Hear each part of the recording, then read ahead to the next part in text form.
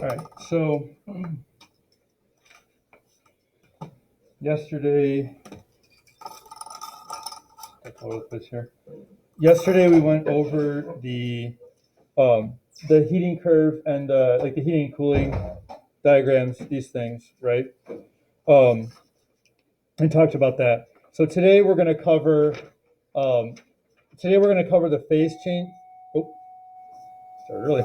Today we're going to cover the phase change diagram. This one. And talk about kind of like analyzing this, and then after that, I'll literally walk you guys through a decent amount of the homework to help you with that too. So, all right, let's go through this. So, phase change diagram, as it says, is a diagram that shows the effect of changing pressure and temperature on the state of matter for a substance. So, the main thing to one of the things to remember or to look at with this is how do we know the difference between a like a heating and cooling curve one and a phase change diagram. I mean, they look a little different, but really one of the easiest ways to know which one you have is to look at your x and y axis. On the heating and cooling ones, we have temperature and time. On the phase change diagram, we have pressure and temperature are the two things on our axis, okay? So if you've got pressure, temperature, that should be a phase change diagram. If you've got temp and time, that should be a heating and cooling curve type thing. Okay? All right. So pressure, typically we talk about temperature as being the main thing that changes the states of matter, right? Well, pressure can do that as well. So, for example, one of sort of like the better sort of mental pictures I can give you for this is you guys have all at some point like picked up or felt or whatever like a propane tank, right? They go with like you put on grills. If you pick it up and it's full, like, and you move it around, what do you hear?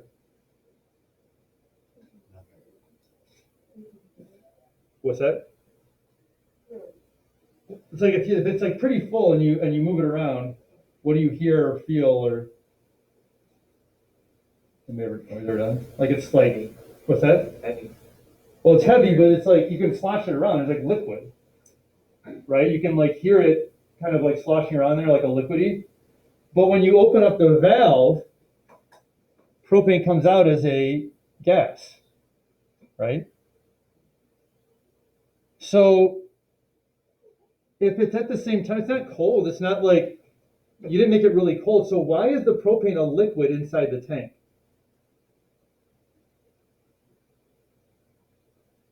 It hasn't been exposed to oxygen. Okay, not exactly. You're sort of along the right idea, but not like in a reaction type of way.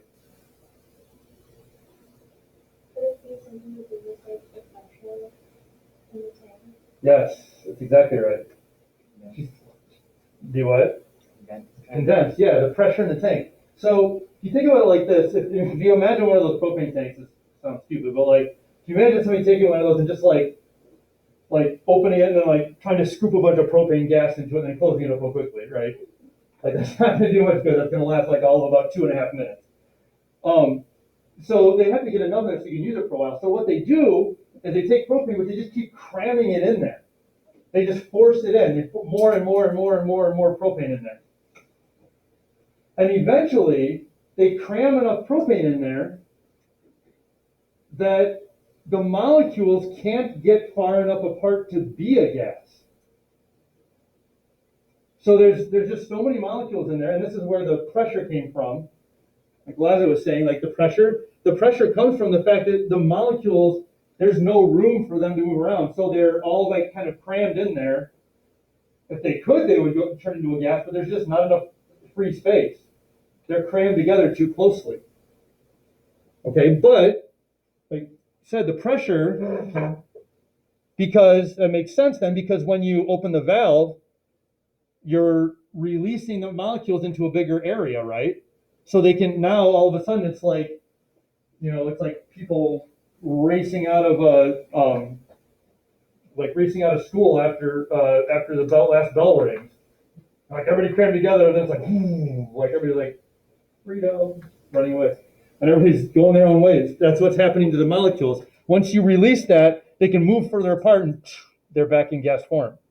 Okay, but pressure can cause changes in states of matter as well, by either forcing molecules closer together, or a lack of pressure would allow the molecules to get further apart. Okay. All right, so equilibrium curve. So equilibrium curve are the lines on a phase change diagram that indicates a change from one state of matter to another. All right, so first, before we talk about that, let's talk about some parts of the graph and what it looks like. So see here how it says solid? Solid is anything, and by the way, like I mentioned yesterday too, I will be putting the marked version of the notes online as well. So if you don't get this or whatever, you can always go on there and look. Solid is everything in this area. So this whole area would be when something's in a solid state. Okay, so for this substance, if the combination of the pressure and temperature would put it into this area, it's going to be in a solid form. If the combination of pressure and temperature would put it into this area, it's going to be a liquid.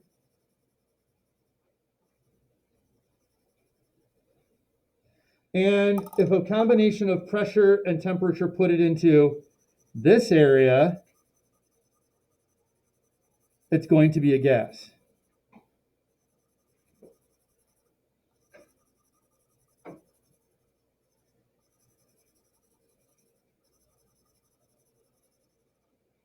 All right? Yeah. So like you can turn propane into solid. You could, yeah. If you had enough, either a low enough temperature or a high enough pressure, or a combination of thereof. Yep. Yeah. So, I mean, think about carbon dioxide is dry ice, right? We talked about that. Like that's normal. Carbon dioxide normally at normal room temperature and everything is a gas, but they get it a combination of cold and pressure to turn it into a solid. Okay, now when you let it sit out, that pressure's gone, so it starts turning into a gas at a really quick rate. But yeah, okay. So the equilibrium curves. Now these, I'm just going to kind of highlight them to see them more easily. But the equilibrium curves are the lines on the phase change diagram that indicates a change from one state of matter to another. So for example, this line here,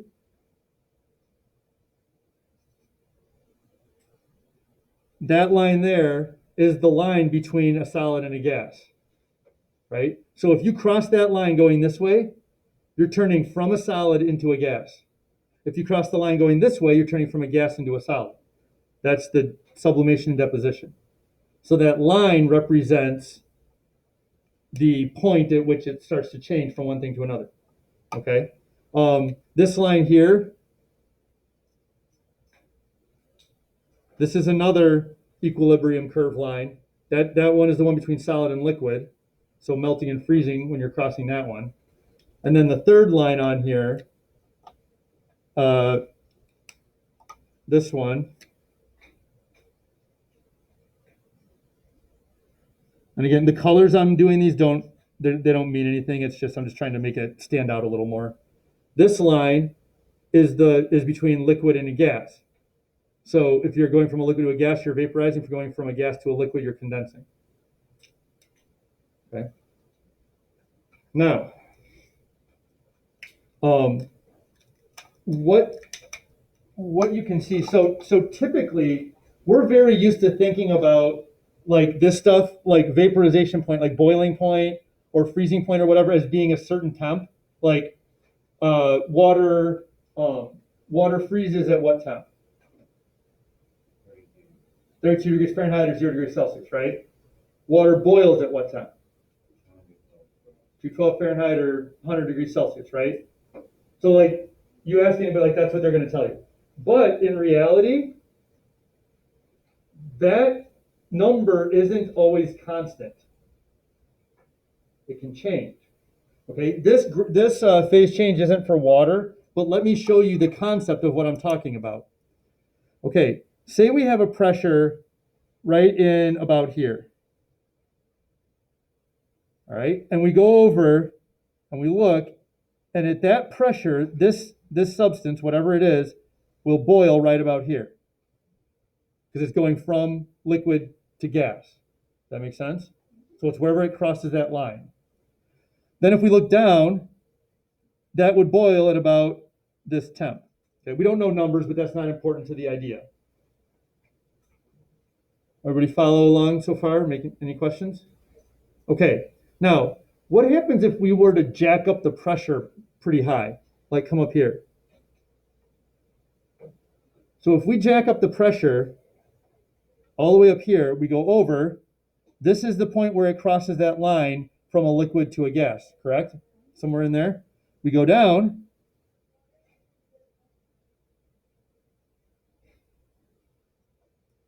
What does that tell you? If we were to jack up the pressure a lot higher, the temperature that substance boils at changes. It doesn't boil at the same temp anymore. So the idea of just one single temperature point that a phase change takes place actually isn't it's just not complete because pressure does play a big role. Real life kind of idea. You guys know Denver, Colorado, called the Mile High City because the altitude, it's literally like over a mile above sea level. Now we haven't talked a lot about air pressure and stuff, but real quick lesson. The higher altitude you are, the lower the air pressure is because there's literally less air above your head. The lower altitude you're at, the more pressure because there's literally more air above your head. Think about being in a swimming pool. The deeper down you dive, the more pressure you can feel on you, right? That's because there's literally more water above you pushing on you. Same thing is true about air. Literally, the more air that's above you, the higher the air pressure would be. Okay? So, in Denver, the air pressure is lower. The air pressure is lower, which actually means that it's easier to boil water. Water boils under 100 degrees Celsius. Like you don't have to get it all the way to 100 to start it boiling. It'll boil before that because the air pressure is lower and it changes that point. So it's kind of weird. It's interesting. It's kind of weird. But that's just a real life example of how like pressure does affect things like that. All right. Okay. Any questions so far? Concepts we've gone over? Okay. So the last two things on here, the first one is the triple point. Triple point is the point on a phase change diagram where a substance exists in all three states of matter, solid, liquid, and gas, at the same time. The triple point on this is right here, the point where the three lines meet. Oh, I should use a different color. Whatever, you can tell. It's that point right there, triple point. Okay, it's the point where all three lines meet. Sorry, I didn't realize I was using the same colors I used for the line. I didn't mean to do that. So remember we talked about ice water, about it being like 32 degrees the whole time, 0 degrees all while it's changing. But you got both solid and liquid together. Okay, so that's during a phase change. It exists as two different states at the same time. and it's usually going from one to another, but it's got both states, right? There is a point of temperature and pressure where you can get a substance where instead of just two states like that, you can get all three states at the same time. You can get the substance to be a gas, a liquid, and a solid all together in the same thing at the same time, like different parts of it, like kind of flipping between them. So it's only there's like one point for every substance where that could happen. You guys are actually going to get to play around and observe that in real life. That's the activity we're doing Monday. Is you're going to get to see something go through its triple point and actually see the triple point of it. So we'll talk about that a little more, but it's there where they all meet.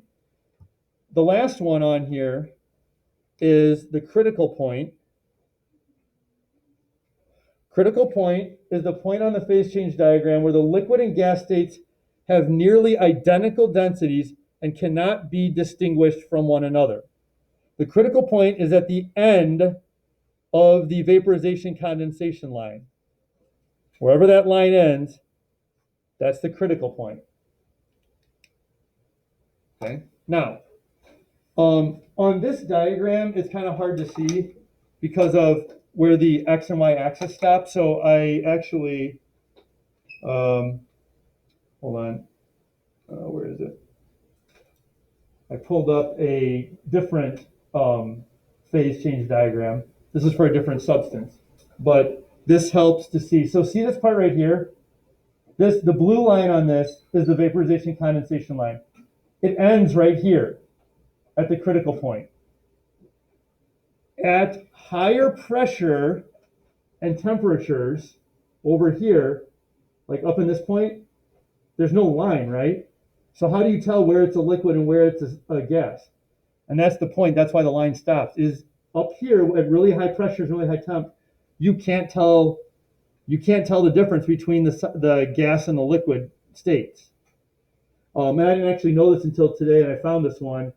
Apparently, they call it supercritical fluid. They call it supercritical fluid when it's in that, when you can't tell the difference between them. Now, a little sort of aside to explain something. In real life or in everyday speech, we use the term fluid, usually meaning a liquid. But in reality and in science, in terms of molecular movement, fluid means essentially anything where the molecules can move, anything that the molecules are moving around and past each other. So the term fluid can actually apply to both a liquid or a gas. Okay. If you've ever seen, they talk about like fluid dynamics, like aerodynamics, like on cars and stuff. Have you guys ever seen the air chambers for those, like the smoke chambers to see the aerodynamics on vehicles? Most people know. Here, I'll show you guys this. So they have like these chambers that they can put vehicles or other things. They can test, planes, whatever, like things in them, and they essentially put like colored smoke in them, so you can actually see the flow and how it flows over things and around things. So that's an example of like fluid dynamics.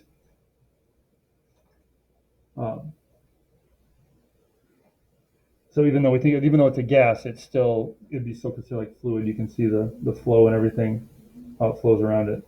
So, all right. All right. So,